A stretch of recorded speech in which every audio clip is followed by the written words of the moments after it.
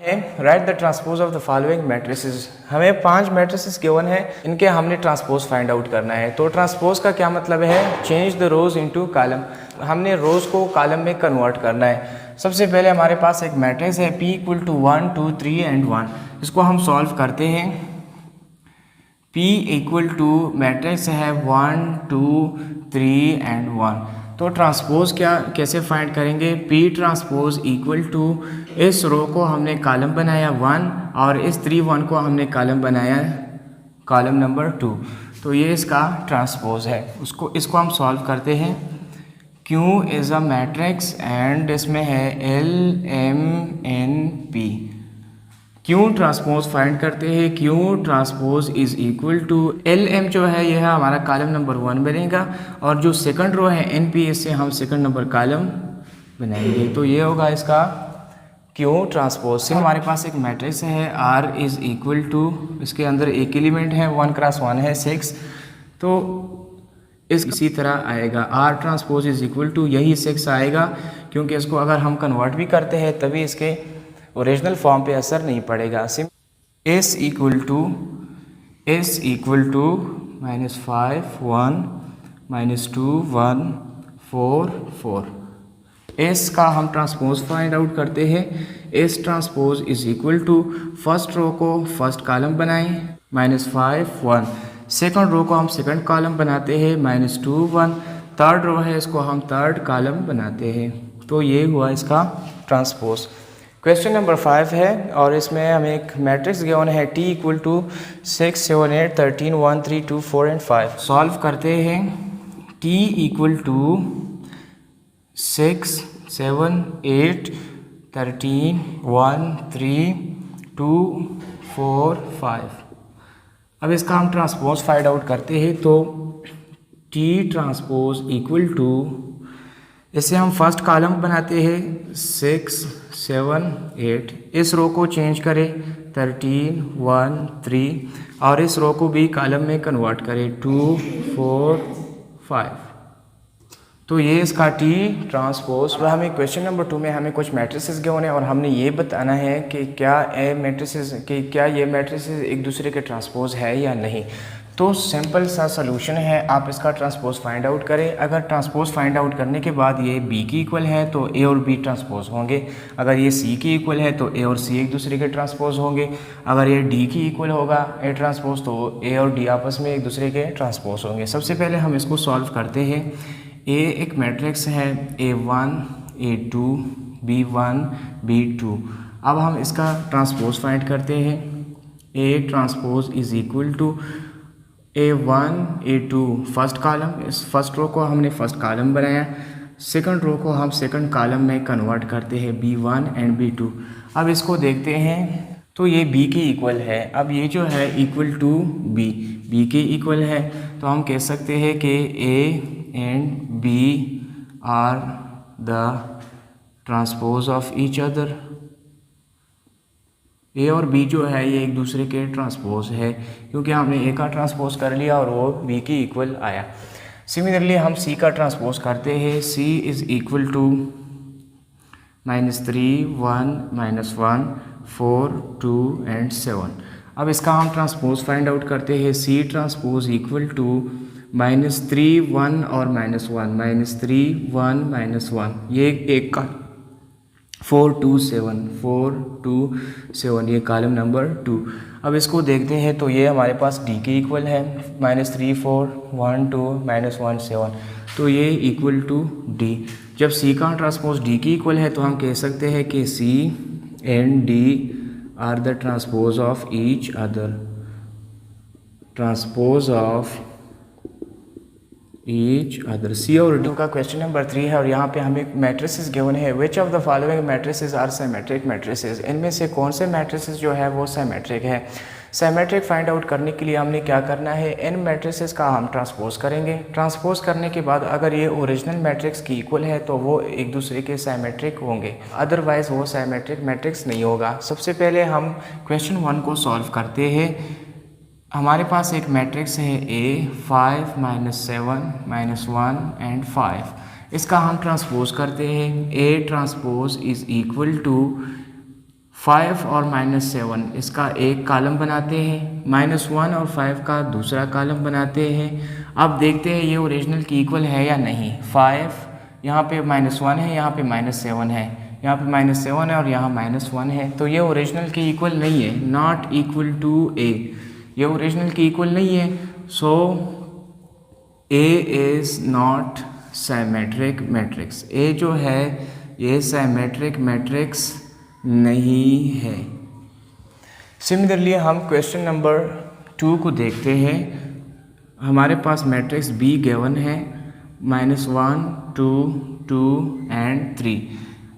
दूसरे स्टेप में हम बी का ट्रांसपोज कर लेते हैं, -1 और 2 इसका एक कॉलम बनाते हैं, सेकंड रो सेकंड कॉलम बनाएंगे। अब इसको देखते हैं कि ओरिजिनल की इक्वल है, -1 2 2 2 2, यहाँ पे 3 है, यहाँ पे भी 3 है, तो ये ओरिजिनल की इक्वल है। B transpose is equal to B, तो ये क्या है, B is a symmetric matrix, symmetric matrix है। सी हमारे पास एक मैट्रिक्स है, सी 3 4 5 3 4 5 एंड 6। अब इसका हम ट्रांसपोज फाइंड आउट करते हैं, C transpose is equal to 3 4 5 and 6। First row से हमने फर्स्ट कॉलम बनाया, सेकंड रो से हमने सेकंड कॉलम बनाया। अब देखते हैं क्या ये ओरिजिनल की इक्वल है। 3, तो यहाँ पे 3, यहाँ पे 4 है, यहाँ पे 5 है, यहाँ थर्ड एलिमेंट 5 है, यहाँ पे 4 है, तो ये ओरिजिनल मैट्रिक्स की इक्वल नहीं है। C transpose does not equal to C, so हम कहते हैं कि C is not a symmetric matrix. C एक साइमेट्रिक मैट्रिक्स नहीं है। हमारे पास एक मैट्रिक्स है डी और इसमें एलिमेंट है 1 1 2 3 4 5 एंड 6। डी का हम ट्रांसपोज करते हैं, फर्स्ट स्टेप में हम डी का ट्रांसपोज फाइंड आउट करते हैं, तो फर्स्ट रो से फर्स्ट कॉलम बन जाएगा 1 2 3 और सेकंड रो से हम सेकंड कॉलम बनाएंगे 4 5 एंड 6। अब देखते हैं ये ओरिजिनल की इक्वल है या नहीं। ओरिजिनल जो है ये 2 क्रॉस 3 है और यहाँ पे ये 3 क्रॉस 2 है, तो ये not equal to D, D की इक्वल नहीं है, तो हम कह सकते हैं कि D is not a symmetric matrix. किसी भी मैट्रिक्स का ट्रांसपोज कर ले, अगर वो ओरिजिनल मैट्रिक्स की इक्वल है तो वो होगा साइमेट्रिक मैट्रिक्स, अगर वो ओरिजिनल की इक्वल नहीं है तो उसको हम कहेंगे नॉट द साइमेट्रिक मैट्रिक्स। तो का लास्ट क्वेश्चन है, which of the following matrices are skew symmetric matrices. अब इनमें से स्क्यू साइमेट्रिक मैट्रिसेस कौन कौन से हैं। तो स्क्यू और सिमेट्रिक में फ़र्क ये है कि जो सिंपल सिमेट्रिक मैट्रिक्स है उसमें हम ट्रांसपोज करते हैं एंड ट्रांसपोज के बाद अगर वो ओरिजिनल की इक्वल है तो वो साइमेट्रिक होगा। अब स्क्यू में हम क्या करते हैं, ट्रांसपोज फाइंड आउट करते हैं, फिर ट्रांसपोज से हम क्या करते हैं, नेगेटिव को कॉमन लेते हैं। ट्रांसपोज ऑफ द मैट्रिक्स से हम नेगेटिव को कॉमन लेते हैं, कॉमन लेने के बाद हम देखते हैं कि क्या वो ओरिजिनल की इक्वल है या नहीं, तो फिर हम डिसाइड करते हैं कि ये स्क्यू साइमेट्रिक है या नहीं। सबसे पहले हमें मैट्रिक्स गिवन है, अगर आपको जो भी क्वेश्चन आए कि whether it is skew symmetric या नहीं, तो आपने यही प्रॉपर तरीका अप्लाई करना है। फॉर एग्जांपल हमारे पास क्वेश्चन नंबर 1 है, तो उसको हम सॉल्व करते हैं। ए इज़ अ मैट्रिक्स और इसमें है 0 4 -4 एंड 0। सबसे पहले हम ए का ट्रांसपोज करते हैं, ए ट्रांसपोज इक्वल टू, ये फर्स्ट रो है तो इससे हम बनाते हैं फर्स्ट कॉलम, सेकंड रो है तो सेकंड रो से हम सेकंड कॉलम बनाएंगे, ये हुआ इसका ट्रांसपोज। अब इस ए ट्रांसपोज इक्वल टू, यहाँ से हम नेगेटिव को कॉमन लेते हैं, नेगेटिव को कॉमन लेते हैं, तो जब आपने नेगेटिव को कॉमन लिया तो ज़ीरो पे फ़र्क नहीं पड़ेगा। ज़ीरो के अलावा जितनी भी इनसाइड एलिमेंट्स है, अगर वो पॉजिटिव है तो वो नेगेटिव हो जाएंगे और अगर नेगेटिव है तो पॉजिटिव हो जाएंगे, उसका साइन चेंज होगा। लेकिन अगर ज़ीरो मौजूद है तो नेगेटिव को कॉमन लेने के बाद ज़ीरो पे कोई असर नहीं पड़ेगा, क्योंकि -0 एंड +0 वो दोनों इक्वल है, तो इसलिए यहाँ मैंने नेगेटिव का साइन कॉमन लिया तो ज़ीरो पे असर नहीं पड़ेगा। हाँ, ये -4 जो है पॉजिटिव 4 हो जाएगा और ये +4 है तो ये नेगेटिव 4 हो जाएगा। अब इसको देखते हैं क्या ये ओरिजिनल की इक्वल है, तो ओरिजिनल 0 4 -4 0 और यहाँ 0 4 -4 0। यहाँ पे ए ट्रांसपोज जो है equal to negative time of the A, negative और ये ए है, तो इस मैट्रिक्स की जगह पे मैंने क्या लिखा, ए। तो A transpose is equal to negative time of A, इसलिए A जो है A is a skew symmetric matrix.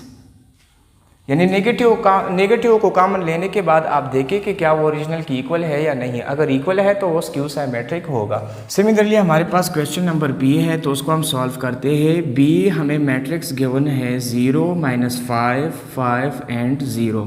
सबसे पहले हम बी का ट्रांसपोज करते हैं। तो बी ट्रांसपोज क्या होगा, फर्स्ट रो को हमने फर्स्ट कॉलम में कन्वर्ट किया, सेकंड रो को हमने सेकंड कॉलम बनाया। अब इस B transpose is equal to, यहाँ अंदर से हमने नेगेटिव को कॉमन लिया। नेगेटिव को कॉमन लेने के बाद यहाँ के ज़ीरो पे असर नहीं पड़ेगा, लेकिन ये एलिमेंट -5 हो जाएगा और ये -5 जो है +5 हो जाएगा। अब हमने ये देखना है क्या ये ओरिजिनल की इक्वल है। तो 0 -5 5 0, 0 -5 5 0। चूँकि B transpose is equal to minus और ये ओरिजिनल बी है, तो हम लिखते हैं कि B transpose is equal to minus अपनी जगह और ये मैट्रिक्स जो है ये ओरिजिनल के इक्वल है, यानी B के इक्वल है। तो इसकी जगह पे हम B लिखते हैं कि B is a skew symmetric matrix. Question number C को सॉल्व करते हैं। सी हमारे पास एक मैट्रिक्स है 0 7 7 एंड 0। अब इसका हम ट्रांसपोज फाइंड आउट करते हैं। C transpose is equal to 0 7, first row से हमने फर्स्ट कॉलम बनाया, सेकंड रो हम सेकंड कॉलम बनाते हैं।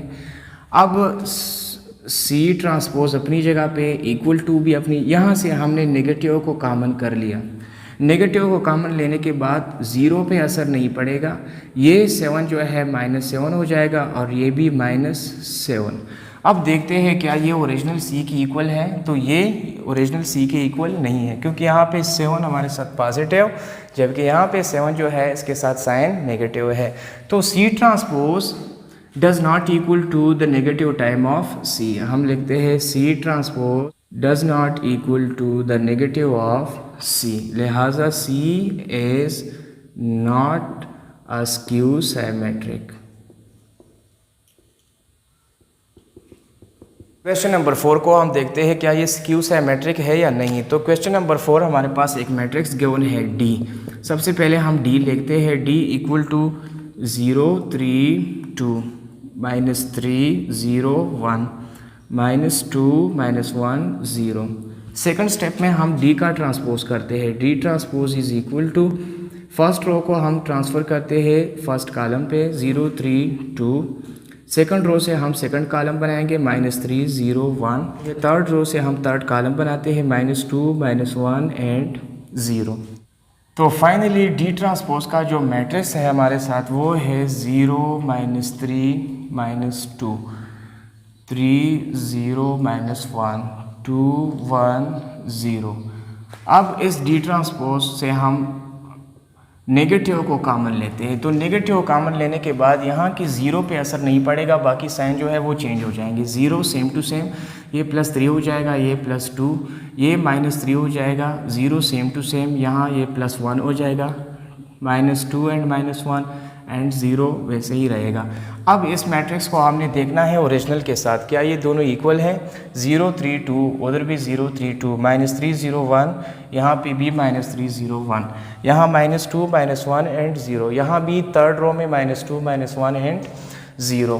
तो हम लिख सकते हैं कि D transpose is equal to negative time of D आता है। So D is a skew symmetric matrix.